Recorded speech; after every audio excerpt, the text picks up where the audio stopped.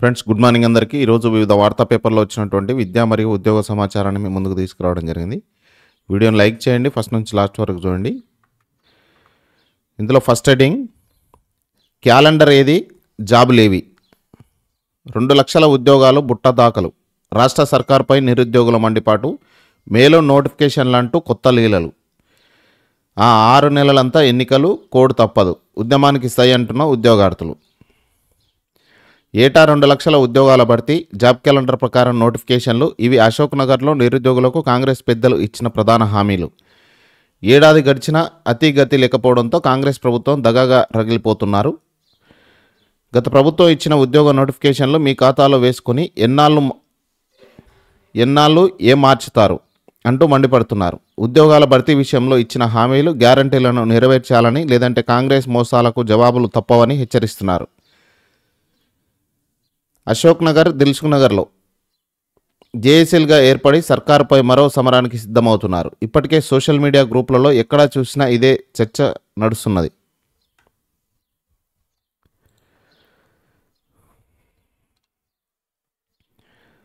Credit చోరీకి care of, 55,000 ఉద్యోగాలు భర్తీ చేశామని కాంగ్రెస్ ప్రచారం చేసుకుంటున్నది. వాస్తవానికి ఇది పచ్చి మోసం. కాంగ్రెస్ పార్టీ క్రెడిట్ చోరీకి కేరాఫ్ అడ్రస్గా మారిందని నిరుద్యోగులు ధ్వజమెత్తుతున్నారు.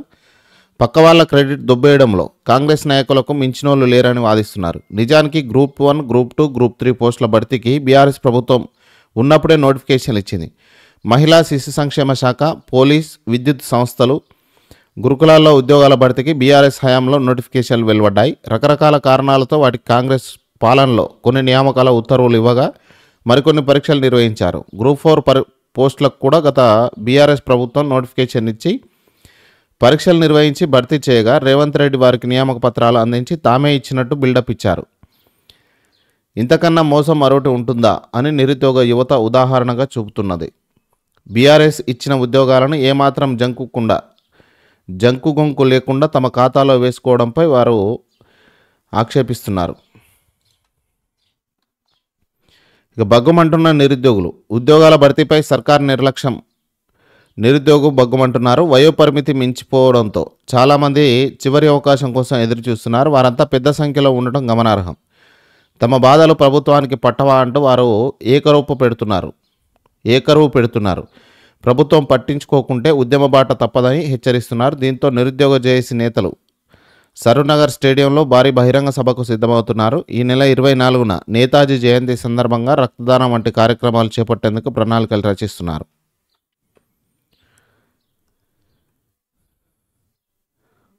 ఉత్త చేతులతో టీజీపీఎస్సీ, ఇంతవరకు పోస్టుల భర్తీకి ప్రభుత్వం గ్రీన్ సిగ్నల్ ఇవ్వకపోవడంతో టీజీపీఎస్సీ ఉత్త చేతులతో నడుస్తున్నది. భర్తీ చేసే పోస్టులు తమ చేతులు లేకపోవడంతో పాత నోటిఫికేషన్లను ఒక్కొక్కటిగా క్లియర్ చేస్తున్నది. మే తర్వాత నోటిఫికేషన్లు జారీ చేస్తామని టీజీపీఎస్సీ ఇటీవల ప్రకటించింది. భర్తీ చేసే ఉద్యోగాల వివరాలు ఇవ్వాలంటూ సర్కారుకు లేఖలు రాస్తామని తెలిసింది. మే దాకా నోటిఫికేషన్లు రావన్నమాట. 6 నెలల స్థానిక ఎన్నికల కోడ్ ఉంటే అవకాశం ఉండడంతో ఉద్యోగ భర్తీపై ప్రభావం పడే అవకాశం ఉన్నది. దీంతో ఈ ఏడాది ఉద్యోగాల భర్తీ ఉండకపోవచ్చనే ఆందోళనలో నిరుద్యోగ యువత ఉన్నారు. ఇక ఎమ్మెల్సీ ఎన్నికల్లో కాంగ్రెస్ను ఓడిస్తాం, మోసపూరిత హామీలతో కాంగ్రెస్ అధికారంలోకి వచ్చింది. అధికారాన్ని నిలబెట్టుకునేందుకు మరికొన్ని మోసాలను తెరలేపుతున్నది. 2 లక్షల ఉద్యోగాలు అబద్ధం, నెలకు 4,000 నిరుద్యోగ భృతి అబద్ధం. ఇది చాలదంటూ ఎమ్మెల్సీ ఎన్నికల్లో లబ్ధి పొందేందుకు group 1, group 2, SI, constable, DSC అంటూ మరోసారి మోసం చేసేందుకు ప్రయత్నిస్తున్నది. నిరుద్యోగుల సత్తా చాటుతాం, ఎమ్మెల్సీ ఎన్నికల్లో కాంగ్రెస్ను ఓడించి తీరుతాం, జనార్దన్, నిరుద్యోగ జేఏసీ నేత. త్వరలో సర్వేయర్లు, గ్రామాధికారుల నియామకం, మంత్రి పొంగులేటి. ఇందిరమ్మ ఇండ్ల నిర్మాణం నిరంతర ప్రక్రియ. అర్హులైన ప్రతి ఒక్కరికి ఇందిరమ్మ ఇండ్లు నిర్మించి ఇచ్చే బాధ్యత ఈ ప్రభుత్వానిదేనని రెవెన్యూ, హౌసింగ్, సమాచార, పౌర సంబంధాల శాఖ మంత్రి పొంగులేటి శ్రీనివాసరెడ్డి స్పష్టం చేశారు. మొదటి విడతలో ఇండ్ల స్థలం ఇచ్చిన వారికి రెండవ విడతలో ఇంటి స్థలంతో పాటు ఇందిరమ్మ ఇళ్లను నిర్మించి ఇస్తామని తెలిపారు. ఇక్కడ ప్రతి రెవెన్యూ గ్రామానికి రెవెన్యూ అధికారి నియామకం, సర్వేయర్ల నియామకంపై సమావేశంలో సుదీర్ఘంగా చర్చించారు. ఇక్కడ దశల వారీగా ఇందిరమ్మ ఇండ్ల నిర్మాణాన్ని చేపడుతున్నామని, గ్రేటర్ మున్సిపల్ హైదరాబాద్ కార్పొరేషన్ పరిధిలో ఇండ్ల నిర్మాణానికి సంబంధించి ప్రత్యేక కార్యాచరణ ప్రణాళిక రూపొందించామని అధికారులు సూచించారు. విలేజ్ రెవెన్యూ వ్యవస్థను సంబంధించి ప్రతి రెవెన్యూ గ్రామానికి ఒక రెవెన్యూ అధికారిని నియమిస్తామని, ఇందుకోసం వీఆర్ఓ వీఆర్ఏల నుంచి అర్హులైన వారిని ఎంపిక చేసి ప్రత్యేకంగా పరీక్ష నిర్వహించాలని, ఈ పరీక్షకు సంబంధించిన విధి విధానాలు తక్షణమే రూపొందించి పరీక్ష నిర్వహణకు అవసరమైన ఏర్పాట్లు చేయాలని అధికారులను ఆదేశించారు. రాష్ట్రంలో ప్రస్తుతం 450 మంది సర్వేయర్లు ఉన్నారు. అదనంగా మరో 1000 మంది సర్వేయర్ల అవసరం ఉన్న నేపథ్యంలో సర్వేయర్ల ఎంపికకు కావాల్సిన ప్రణాళిక తయారు చేయాలని, ఎంపిక విధానం పారదర్శకంగా ఉండాలని అధికారులను సూచించారు.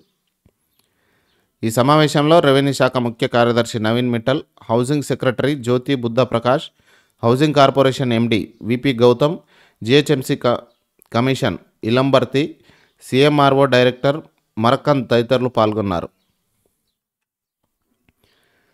గ్రూప్ 2 పరీక్షల ప్రాథమిక కీ విడుదల. 22వ తేదీ సాయంత్రం 5 గంటల వరకు అభ్యంతరాలకు గడువు. రాష్ట్ర ప్రభుత్వ శాఖల్లో గ్రూప్ 2 ఉద్యోగాల భర్తీలో భాగంగా గత ఏడాది డిసెంబర్లో నిర్వహించిన అర్హత పరీక్షలకు సంబంధించి కీని తెలంగాణ పబ్లిక్ సర్వీస్ కమిషన్ విడుదల చేసింది. డిసెంబర్ 15, 16 తేదీల్లో 4 సెషన్లలో పేపర్ 1 నుంచి పేపర్ 4 వరకు ప్రశ్నాపత్రాలు, ప్రాథమిక జవాబు పత్రాలను కమిషన్ వెబ్సైట్లో అందుబాటులో ఉంచింది. ఇక కమిషన్ వెబ్సైట్లో సంబంధిత లాగిన్లో, ఇండివిజువల్ లాగిన్ అయ్యాక ప్రశ్నాపత్రాలను, మాస్టర్ క్వశ్చన్ పేపర్ను, ప్రాథమిక జవాబు పత్రాలను చూసుకోవచ్చని తెలపడం జరిగింది. కమిషన్ వెబ్సైట్లో ప్రశ్నాపత్రాలు, ప్రాథమిక కీలు ఈ నెల 22వ తేదీ వరకు అందుబాటులో ఉంటాయి. ప్రాథమిక కీపై అభ్యంతరాలుంటే కమిషన్కు వివరించే అవకాశం కల్పించింది. ప్రాథమిక కీ పట్ల అభ్యంతరాలను పూర్తి ఆధారాలతో కేవలం ఇంగ్లీష్లో మాత్రమే ఈ నెల 22వ తేదీ సాయంత్రం 5 గంటల లోపు సమర్పించాలి. అభ్యర్థులు సమర్పించాలనుకుంటున్న అభ్యంతరాలను కేవలం లాగిన్ ద్వారా మాత్రమే, మీకు సపరేట్ లాగిన్ ఉంటుంది కదా, ఆ అభ్యర్థి లాగిన్లో మాత్రమే వాటిని జీమెయిల్ కానీ పోస్ట్ మార్టం కానీ వ్యక్తిగతంగా ఇస్తే పరిగణించారట. ఆ లాగిన్ ద్వారానే మీకు ఒక లింక్ ఇస్తారు. ఆ లింక్లో మీరు ఆబ్జెక్షన్స్ పెట్టాల్సి ఉంటుంది. రాష్ట్ర ప్రభుత్వ శాఖలో 783 గ్రూప్ 2 ఉద్యోగాల భర్తీకి 5,51,000 మంది అభ్యర్థులు దరఖాస్తు చేసుకుంటే 50% పరీక్ష రాశారు. రాష్ట్ర వ్యాప్తంగా 1368 పరీక్ష కేంద్రాల్లో 4 సెషన్లో రోజు 2 సెషన్ల చొప్పున ఈ పరీక్షలు జరిగినాయి. ఫిబ్రవరి 2వ వారంలో సెట్స్ నోటిఫికేషన్లు, స్థానికత సిఫార్సుల ఆమోదం తర్వాతే జారీ. BTech, pharmacy, BEd, MBA, MCA, LLB, MTech తదితర కోర్సుల్లో 2025-26 విద్యా సంవత్సరంలో ప్రవేశాల కోసం నిర్వహించే ఉమ్మడి ప్రవేశ పరీక్ష నోటిఫికేషన్లు విడుదల చేసేందుకు ఉన్నత విద్యా మండలి కసరత్తు చేస్తుంది. ఇప్పటికే 8 ఉమ్మడి ప్రవేశ పరీక్షల షెడ్యూల్ ఖరారు చేసిన అధికారులు ఇక నోటిఫికేషన్ల విడుదలపై దృష్టి సారించారు. ఫిబ్రవరి 2వ వారంలో నోటిఫికేషన్లు విడుదల చేసేందుకు అధికారులు కసరత్తు చేస్తారు. ఎప్సెట్ ఏప్రిల్ 29 నుంచి మే 5 వరకు, ఈసెట్ మే 12, EdCET June 1, LAWCET 6, PGL set June 6, ICET 8, 9, PG set June 16 నుంచి 19, పీఈ సెట్ జూన్ 11 నుంచి 14 వరకు నిర్వహించనున్న సంగతి తెలిసిందే. ఇది ఆల్రెడీ లేటెస్ట్గా మనకు ఇన్ఫర్మేషన్ కూడా ఉంది, మన ఛానల్లో కూడా ఉంది. బీటెక్ ఇతర ఉన్నత విద్యా కోర్సుల్లో ప్రవేశాలకు లోకల్, నాన్ లోకల్ నిర్ధారించేందుకు విధి విధానాల రూపకల్పనపై ప్రభుత్వం నియమించిన కమిటీ ప్రభుత్వానికి సిఫారసు చేసిన తర్వాత వీటికి సంబంధించిన నోటిఫికేషన్లు విడుదల చేయనున్నారు. 15% కోటా సీట్లను అన్ని రాష్ట్రాల అభ్యర్థులు పోటీ పడేలా కమిటీ సిఫారసు చేసే అవకాశం ఉంది. ఇంజనీరింగ్ కోర్సులకు కొత్త ఫీజులు, ఇతర వృత్తి విద్యా కోర్సుల ఫీజులు పెరిగే అవకాశం. కళాశాలల ఆదాయ వ్యయాలు సమీక్షించి ఫీజులను ఖరారు చేయనున్న టీఏఎఫ్ఆర్సి. వచ్చే 3 ఏళ్ల వరకు అమలు కానున్న కొత్త ఫీజులు.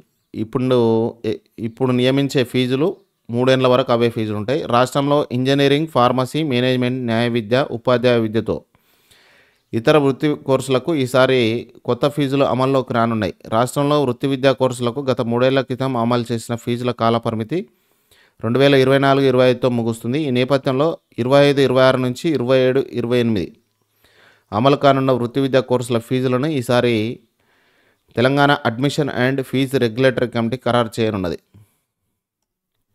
3 ఏళ్లకు ఒకసారి టీఎఫ్ఎఫ్ఆర్సి ఫీజులను సమీక్షించి కొత్త ఫీజులను ఖరారు చేస్తుంది. ఈ మేరకు 2022-23, 23-24, 24-25 ఈ విద్యా సంవత్సరాలకు కమిటీ సిఫారసు మేరకు 2022 జూలైలో ఫీజులను ప్రభుత్వం నిర్ణయించిన సంగతి తెలిసిందే. ఇప్పుడు 25-26 నుంచి కొత్త ఫీజులు అమల్లోకి రావాల్సింది. కళాశాలలో మౌలిక వసతులు, అధ్యాపకుల వేతనాలతో కూడిన ఆదాయ వ్యయ పరిగణలోనికి తీసుకొని టీఏఎఫ్ఆర్సి ఫీజు ఖరారు చేస్తుంది. ఇప్పుడు టీఏఎఫ్ఆర్సి ఖరారు చేసే ఫీజు వచ్చే 3 ఏళ్ల వరకు అమలవుతుంది. ద్రవ్యోల్బణ ఆధారంగా ఫీజుల పెంపు ఉండే అవకాశం ఉంది. ఇంజనీరింగ్, ఫార్మసీ కోర్సులలో 15% వరకు పెరిగే అవకాశం ఉంది. 3 ఏళ్ల క్రితంతో పోలిస్తే వృత్తి విద్యా కళాశాలల నిర్వహణ వ్యయాలు పెరిగిన నేపథ్యంలో ప్రతి కోర్సులో కొంతమేర పెంపు తప్పనిసరని కనిపిస్తున్నది. ఇక కౌన్సిలింగ్ ప్రారంభం నాటికి ఫీజులు ఖరారు చేసేలా చర్యలు. వృత్తి విద్యా కోర్సులకు జూన్ లేదా జూలై కౌన్సిలింగ్ చేపట్టే అవకాశం ఉన్నందున ఆ సమయానికంటే ముందే ఫీజులు ఖరారు చేసేలా టీఏఎఫ్ఆర్సీ చర్యలు చేపట్టింది. రాష్ట్రంలో కొన్ని కాలేజీల్లో ఫీజులు 1,00,000కు పైగా ఉండగా మిగతా కాలేజీల్లో 1,00,000 లోపు ఉంది. ఈసారి 15% మేర ఫీజులు పెంచాలని కాలేజీల యాజమాన్యాలు భావిస్తున్నట్టు తెలిపింది. అందుకు టీఏఎఫ్ఆర్సీ ఆమోదం తెలిపితే ఇంజనీరింగ్ వార్షిక కనిష్ట ఫీజు 60,000 నుంచి 1,70,000 వరకు ఉంటుంది. అంటే ఇంజనీరింగ్ కోర్సు పూర్తి చేయడానికి 3 లక్షల నుంచి 8 లక్షల ఖర్చు అయ్యే అవకాశం ఉంది. రాష్ట్రంలో వృత్తి విద్యా కోర్సుల్లో ఫీజుల ఖరారుకు గత 3 ఏళ్ల కాలేజీల నిర్వహణ వ్యయంతో పాటు మౌలిక సదుపాయాల విస్తరణ, విద్యా ప్రమాణాల మెరుగుదల చేసిన ఖర్చు వివరాలను యాజమాన్యాలకు టీఏఎఫ్ఆర్సీ ఇవ్వాలి. యాజమాన్యాలు సమర్పించిన కాలేజీల ఆదాయ వ్యయాల ఆధారంగా టీఏఎఫ్ఆర్సీ ఫీజులు ఖరారు చేస్తుంది. రాష్ట్రంలో ఇంజనీరింగ్, ఫార్మసీ, న్యాయ విద్య, ఉపాధ్యాయ వృత్తి విద్యా కోర్సులను వచ్చే 3 ఏళ్ల పాటు అమలు చేయాల్సిన ఫీజుల ఖరారును షెడ్యూల్ చేసింది. ఇది ఫ్రెండ్స్ ఈరోజు వరకు ఉన్నటువంటి విద్యా మరియు ఉద్యోగ సమాచారం. వీడియో నచ్చితే లైక్ చేయండి, మీ ఫ్రెండ్స్తో ఈ వీడియోని షేర్ చేయండి, ఖచ్చితంగా సబ్స్క్రైబ్ చేసుకోండి.